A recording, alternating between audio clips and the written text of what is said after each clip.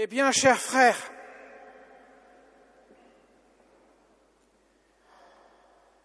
tu es Pierre, et sur cette pierre je bâtirai mon Église, et la puissance de la mort ne l'emportera pas sur elle, dit Jésus à Pierre, une fois qu'il a confessé « Tu es le Christ, le Fils du Dieu vivant ».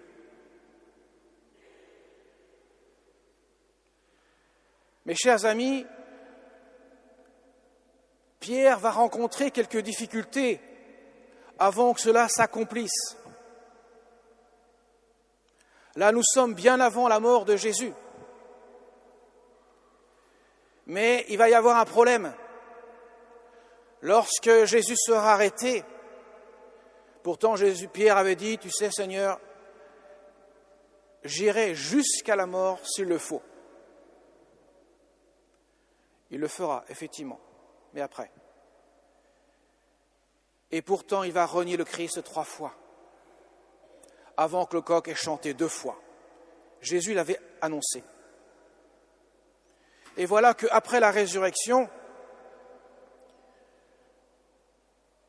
Jésus va dire à Pierre, « Est-ce que tu m'aimes vraiment ?» Les 2 premières fois, Pierre répond, « Bien sûr, Seigneur. » Cependant, il ne parle pas du même registre, parce que Jésus dit, « Est-ce que tu m'aimes au point de donner ta vie pour moi ?» Car le terme amour, c'est le mot agapé, qui veut dire vraiment donner sa vie, aimer jusqu'à donner. Pierre répond, « Seigneur, effectivement, j'ai de l'affection pour toi. » Ce n'est pas le même degré, ce n'est pas le même terme. Et la 3e fois, Jésus reprendra le même registre que Pierre. Et là, Pierre sera peiné, car il se souviendra de ce qu'il a fait. Et pourtant, Jésus annoncera clairement, effectivement, quand tu seras vieux, tu élèveras tes bras, quelqu'un mettra la ceinture à ta place et tu seras conduit là où tu ne voudrais pas aller. Et Saint Jean précisera, effectivement, c'est par la manière dont Pierre va rendre honneur à son maître. Autrement dit, il donnera sa vie. Sur cette simple confession de foi, tu es le Christ, le Fils du Dieu vivant. Sur la simple, triple confession d'amour, Seigneur, tu sais bien que je t'aime.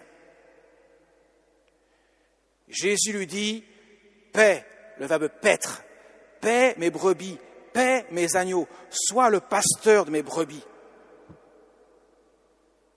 Il lui confie son Église. Simon est la pierre de fondation sur laquelle repose l'édifice de l'Église. Vous voyez, mes chers amis, c'est un mystère. Jésus ne demande pas un curriculum vitae nickel à Pierre. Il en est incapable de fournir quoi que ce soit. Il lui demande simplement de confesser la foi. Tu es le Christ, je crois que tu es Dieu. Et de confesser son amour. Seigneur, je t'aime. Alors paie mes brebis. Je te confie les clés de mon Église. Et que tout ce que tu auras lié sur la terre sera lié dans les cieux. Tout ce que tu auras délié sur la terre sera délié dans les cieux. Bien sûr, il sera assisté du Saint-Esprit, évidemment. Vous voyez, mes chers amis, le bon Dieu, par son amour, transforme les êtres, transforme les personnes, transforme les cœurs. De sorte que Pierre, le brave Pierre, un peu téméraire sur les bords, qui dit « Seigneur, j'irai jusqu'au bout », mais qui, bien sûr, n'y arrive pas, eh bien, avec la grâce de Dieu, ira jusqu'à confesser au prix de sa vie son amour pour Dieu, le Fils fait homme. Saint Paul, lui qui viendra bien plus tard, celui qu'on fête en même temps que Pierre, qui sont considérés comme les deux colonnes de l'Église. Saint Paul, lui, le persécuteur des chrétiens, celui qui va chasser les chrétiens, qui va les chercher à Damas pour les ramener à Jérusalem. Et voilà que sur le chemin de Damas, il est terrassé. Pourquoi me persécutes-tu? Mais qui es-tu, Seigneur, pour que je te persécute? Je suis Jésus le Nazaréen. Et là, à ce moment-là, son cœur est complètement chamboulé. Il est complètement converti. Le Seigneur va lui donner en un instant l'éclair de la lumière de ce qu'il est. Et il deviendra le grand apôtre des nations, celui qui parcourra tous les pays, majorité des, à l'époque c'est pas un pays, c'est un empire, l'empire de Rome. Il parcourra 4 longs voyages pour annoncer l'évangile jusqu'à Rome, le bout du monde, là où il sera aussi, offrira sa vie en sacrifice, il sera sacrifié.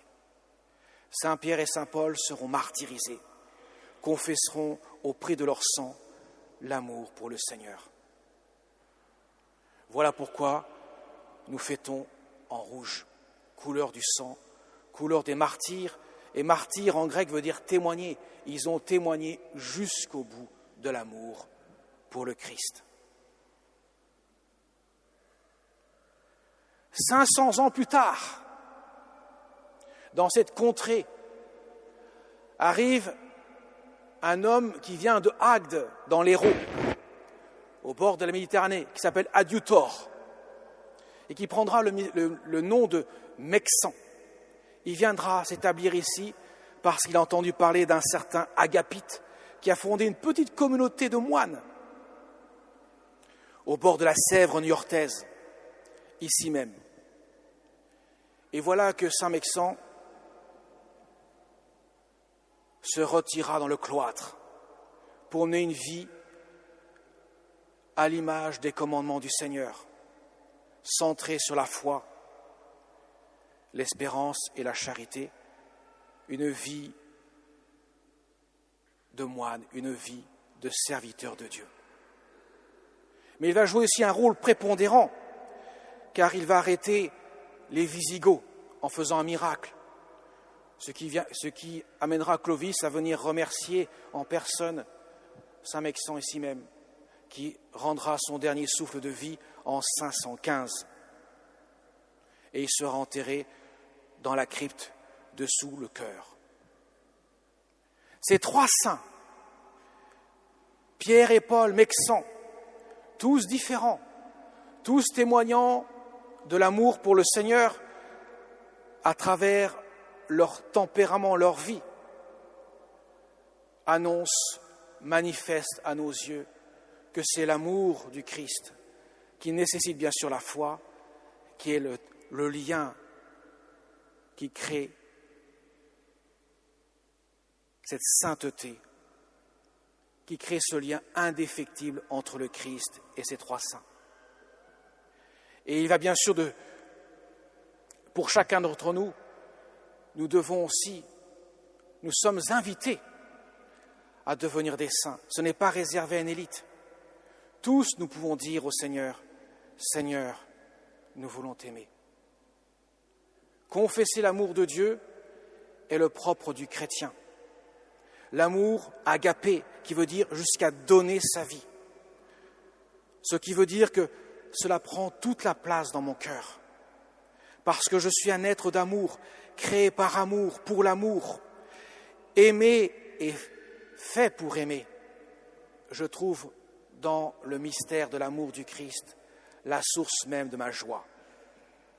Ce qui fera dire à un certain saint, il y a 100 ans, il fut canonisé,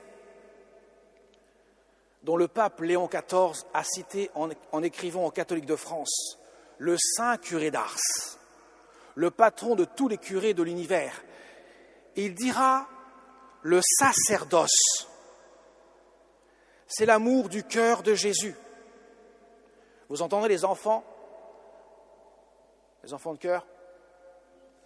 Entendez bien cela. Le sacerdoce, le fait d'être appelé prêtre, c'est l'amour du cœur de Jésus. J'espère que beaucoup d'entre vous répondront à l'appel, car les prêtres fondent leur vie uniquement sur la foi en ce Dieu qu'ils aiment. Ils sont invités à faire comme Pierre. Seigneur, tu es le Christ. Seigneur, tu sais bien que je t'aime. Car c'est l'amour du cœur de Jésus, effectivement. Les prêtres vous donnent ce que personne ne peut vous donner. Même le curé d'Ars dira, vous aurez beau avoir 200 anges devant vous, ils ne peuvent pas dire la messe, ils ne peuvent pas vous confesser. Ils ne peuvent pas vous donner le bon Dieu.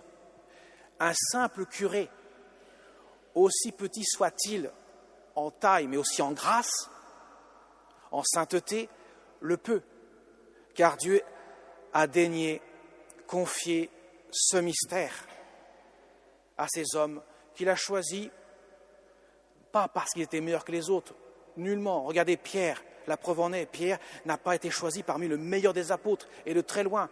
S'il y avait un apôtre qu'on aurait dû choisir pour cela, c'était sûrement pas Saint Pierre. Et pourtant, Dieu l'a choisi. Saint Jean était fidèle, Saint Pierre a manqué de fidélité, et c'est lui qui a été choisi. Saint Paul fut un massacreur de chrétiens, et il a été choisi comme instrument pour évangéliser. Vous voyez, le choix de Dieu est déconcertant. Cependant, il nous appartient, car nous sommes libres de répondre à l'appel de Dieu.